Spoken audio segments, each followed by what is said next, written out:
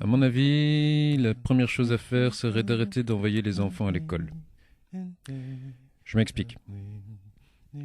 Si on observe le phénomène avec bienveillance, on s'aperçoit que ce qu'on nous demande là, c'est d'envoyer nos plus jeunes générations, donc ceux qu'on doit protéger avant tout, exactement à l'endroit où ils apprendront à possiblement devenir les futurs gros connards qui alimenteront le système pourri qui nous mène à l'échec.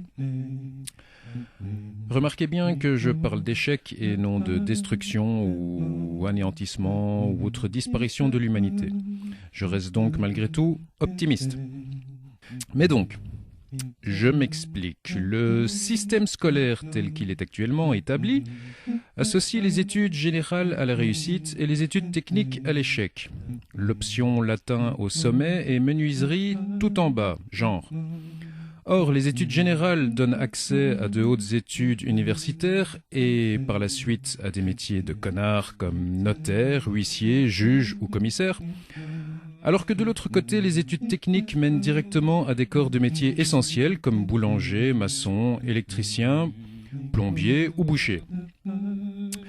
Oui, les bouchers ne sont pas très en vogue en ce moment, mais bon, voilà, tendance vegan oblige, etc., etc.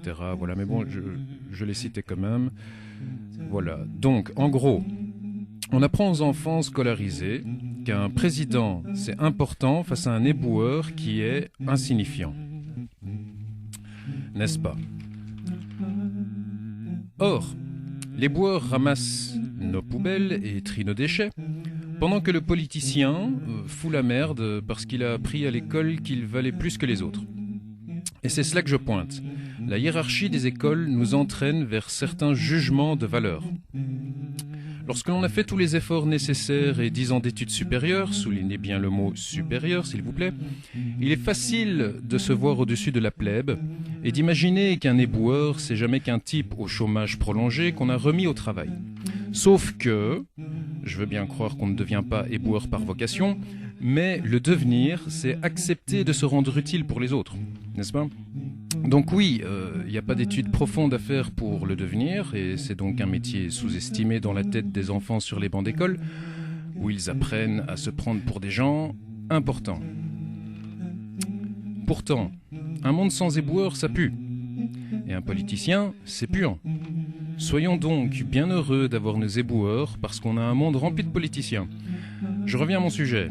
Développer un thème demande du temps que je ne prendrai pas ici et chaque argument se voit toujours confronté à un contre-argument et d'ailleurs toute règle a son exception, blablabla.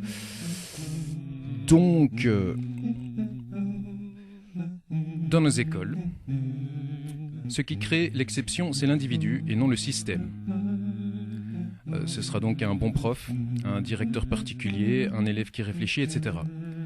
C'est un problème sur le plan relationnel dans nos sociétés où l'on continue sans cesse à considérer certains niveaux supérieurs par rapport à d'autres qui seraient inférieurs. Parce qu'on le sait par expérience, un coureur automobile ne va nulle part sans son garagiste, mais on sait qui paie qui. On en revient à ce rapport de force où celui qui a le plus de fric gagne. Et pour pouvoir gagner beaucoup de fric, eh bien, il faut avoir accès à ces foutus métiers de connards qui sont les maillons puissants de notre système économique, les bien nommés chefs d'entreprise et présidents. Et pour devenir ça, eh ben, faut bien travailler à l'école et tu pourras devenir cadre, puis créer ton entreprise, ouvrir ton cabinet et puis investir tes capitaux dans des actions de la grande partie de Monopoly à 100 milliards de joueurs. Beaucoup d'appelés, peu d'élus, bien entendu. Alors vous pourrez me citer l'exemple du médecin, qui est un métier essentiel nécessitant un haut niveau d'études. Mais non, médecin est un métier de connard où l'exception reste l'individu. Bah oui. Sans débattre de l'utilité du métier ou de la qualité des hôpitaux, car je ne critique nullement l'existence ni l'utilité de l'un ou l'autre corps de métier, mais bien le rapport hiérarchique qui est établi par nos systèmes scolaires, je vous dirais que les 9 années légendaires, les quotas de bons points, les numerus clausus et les gros syllabus à se manger participent à la vision élitiste que l'on accorde à ce corps de métier qui est médecin et que certains peuvent donc vriller total gros connard. Rien que le coût de certaines autres études interroge déjà sur la psychologie de la personne qui va sortir diplômée d'une école qui lui aura coûté 350 000 € l'année. Bon, j'exagère, mais c'est pas grave. Genre quoi. Il s'agit toujours de la même chose.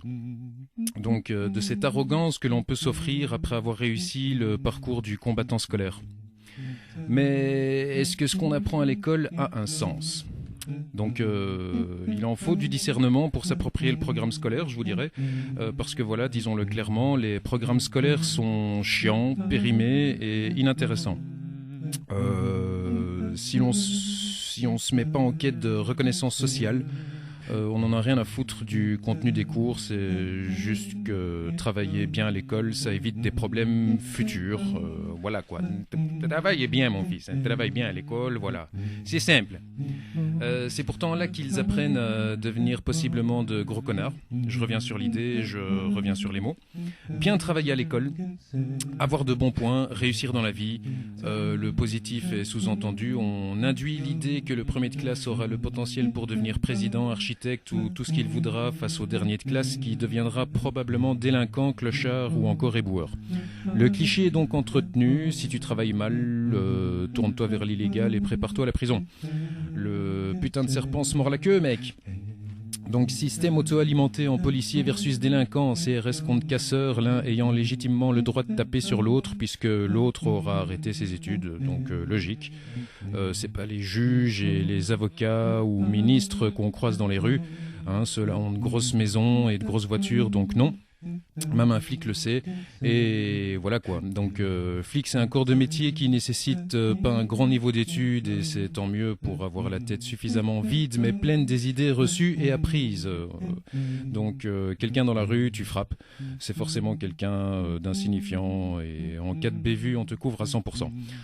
Ouais, c'est un métier bien couvert pour ce genre de choses, flic. Donc les exceptions, je le précise quand même encore, ne dépendant pas du système scolaire mais directement de l'individu, mouton ou chèvre. Point normalement positif avec le système scolaire, c'est l'aspect social, hein. Le côté soupe mélange découverte des autres, mouton et chèvre dans le même enclos, mais là encore la hiérarchie pointe son nez. Vu que certaines écoles cloisonnent plus que d'autres et passent à côté de cette mission culturelle d'apprentissage de l'autre en isolant certaines classes sociales entre elles. C'est peut-être logique pour quelqu'un qui aura fait des années d'études très chères pour devenir un gros connard et qui entend bien que ses enfants fassent de même. Hors de question qu'il soit en contact avec des fils de plombiers. Pourtant, encore une fois, même le dernier des connards, s'il a un problème de toilette, doit faire appel à un plombier. Bon, il est vrai que la phrase « je vous débouche les canalisations » a un double sens, et qu'il peut être inquiétant pour n'importe quel parent de savoir ses enfants en compagnie du fils du plombier. Donc ce que je voulais souligner, c'est le non-respect d'une caste envers une autre. Il se pourrait d'ailleurs que le dernier des connards soit un plombier et non un politicien d'ailleurs, hein, mais bon voilà, le fait est que les idées que l'on véhicule à l'école sont fort réductrices. Voilà, le système d'évaluation des élèves n'est pas encourageant. Alors depuis quand date ce système? Avec quel objectif a-t-il été établi? Certainement plus une idée de nivelage que de développement. Et bon, après voilà, je ne suis pas politicien, ni notaire, ni électricien, ni plombier, ni éboueur, ni chômeur, ni clochard, sûrement pas artiste ou philosophe. Donc juste un type qui voulait ouvrir une piste de réflexion sur base d'observation afin de suggérer d'inscrire le respect dans le programme scolaire et d'effacer cette vision hiérarchique. Cela pourrait éventuellement donner envie à nos politiciens actuels de s'excuser plutôt que de nous remercier.